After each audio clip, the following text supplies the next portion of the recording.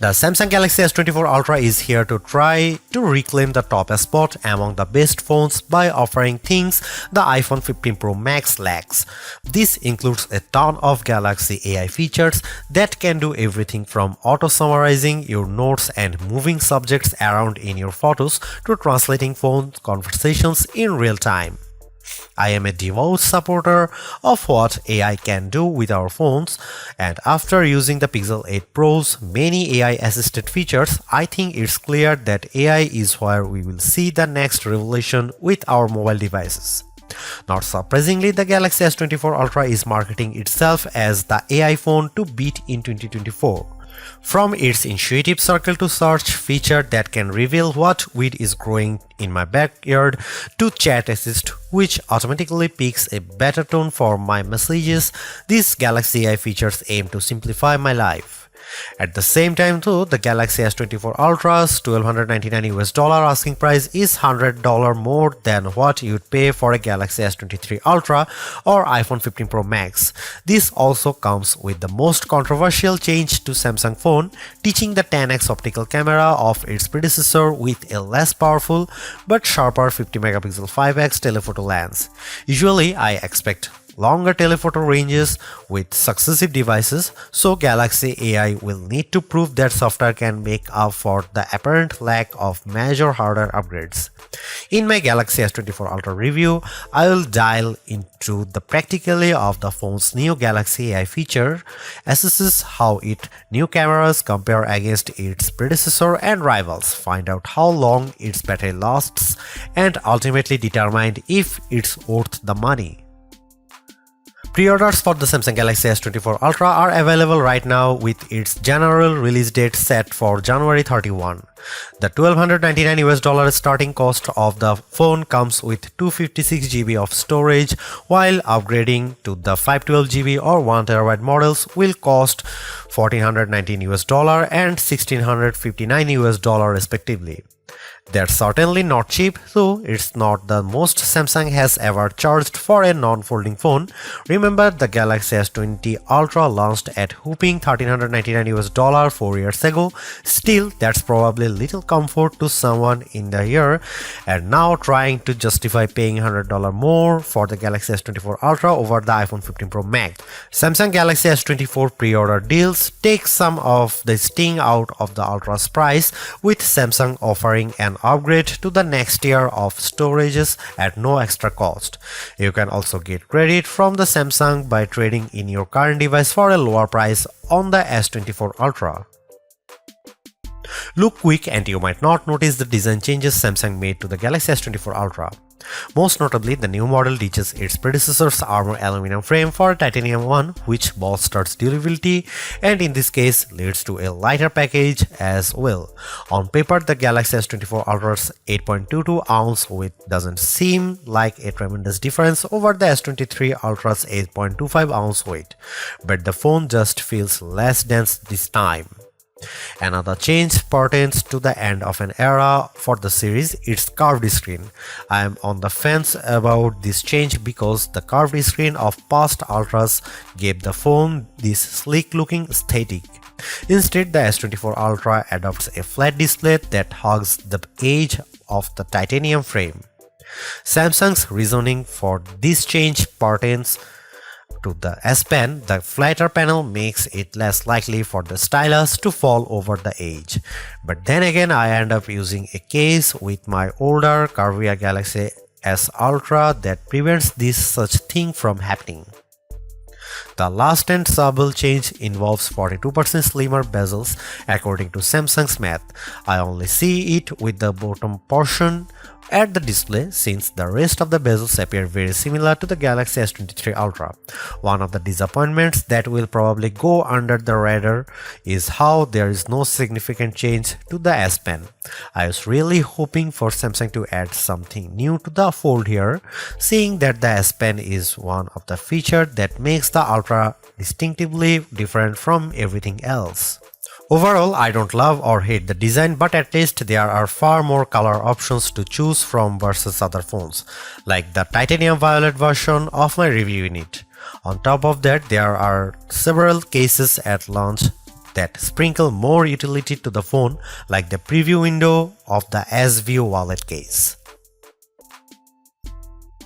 Without question, the biggest controversy circling the Galaxy S24 Ultra centers around Samsung's decision to ditch the 10x optical zoom camera of the S23 Ultra for a 5x optical one.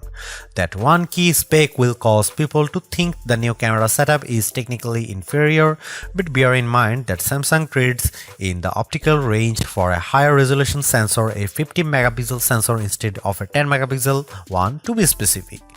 The Galaxy S24 Ultra remains a formidable camera phone consisting of a main 200 megapixel camera boasting 60% larger pixels, a 12 megapixel ultra-wide camera, a 10 megapixel telephoto lens with a 3x optical zoom, and that new 50 megapixel telephoto camera with a 5x optical zoom we mentioned above.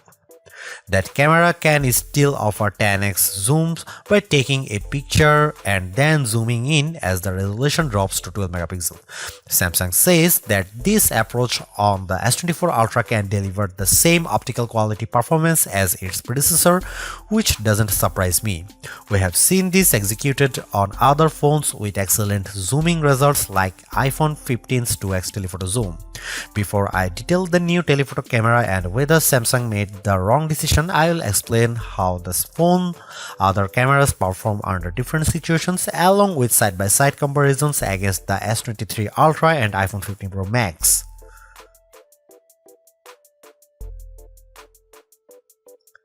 Starting with the main camera, I can't see much change over the S23 Ultra. Details are plentiful, colors are vivid, and the S24 Ultra's HDR performance does nicely to even out the highlights and shadows. I'm perfectly fine with these results, but in the back of my mind I was hoping for a wider separation from last year's model. Compared to the iPhone 15 Pro Max, it comes down to personal preference. In the shot of the outside O2 forum, the iPhone's HDR performance is at peak display. When I look how the wooden panels of the front doors pop up out more. The S24 Ultra also appears to have a colder color temperature as well. Here are some camera samples and you can see it.